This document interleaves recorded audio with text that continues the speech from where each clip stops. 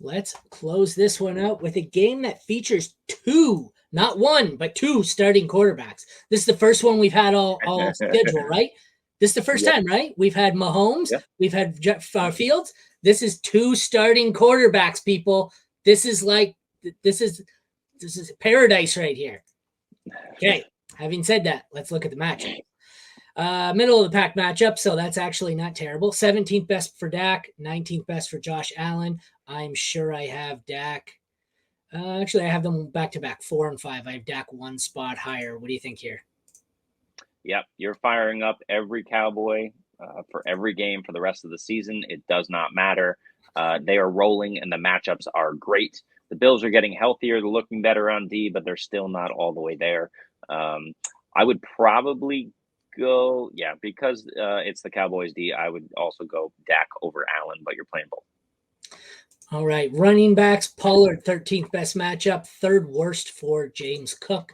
I have Pollard as my RB12. Cook is a little further down at 18. I want nobody else. How about you?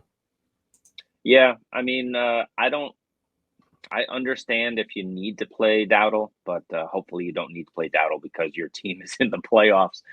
If that's the case, that's a desperation flex. Otherwise, you can't trust Murray at all. It's Pollard and then Cook. The wide receivers are not great matchups. They are the 22nd best for Buffalo, 20th best for the Cowboys. Having said that, CD Lamb is my wide receiver 2. Stephon Diggs is my wide receiver 6. I'm firing them both up. I don't really hate or love the backups. Gallup, Cooks, Gabe Davis, Khalil Shakir. I don't really want to start any of them more than my wide receiver 3 or my flex. If I had to pick one, I'd probably go Brandon Cooks, but I don't love it. You? Yeah, of those second tier options is Cooks by a mile. In week 12, which was 2 games ago for Gabe Davis, he received 12 targets, converted that for 6, 105 and 1.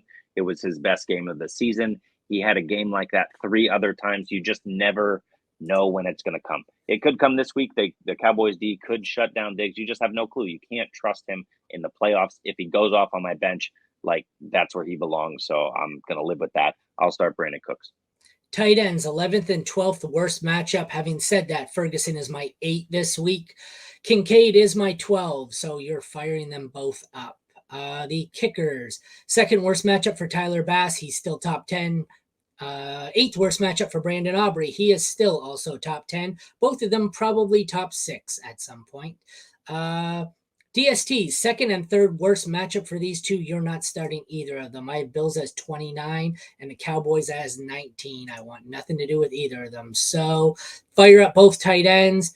Probably have to start both kickers and avoid both defenses, but don't drop either. Although the matchups come playoffs aren't great for either, so do what you got to do. But I would try and carry a second DST if you could. What do you think?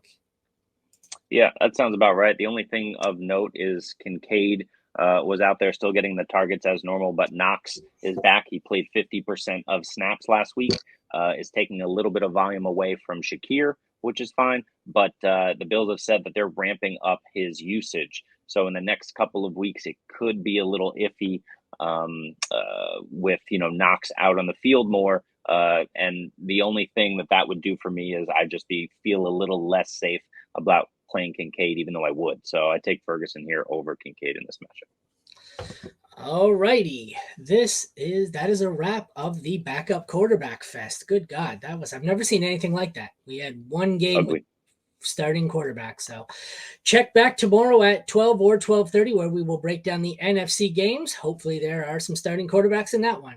For Aaron, Jesse, and Jeremy. Jesus.